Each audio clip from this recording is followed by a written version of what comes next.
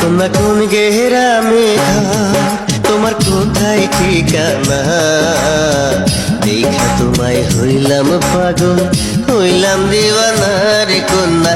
কোন গ্রামে ঘর?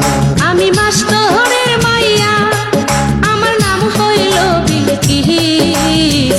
কলেজেতে পড়ি আমি, বয়স 19-20, আমি মাস্টরের মাইয়া।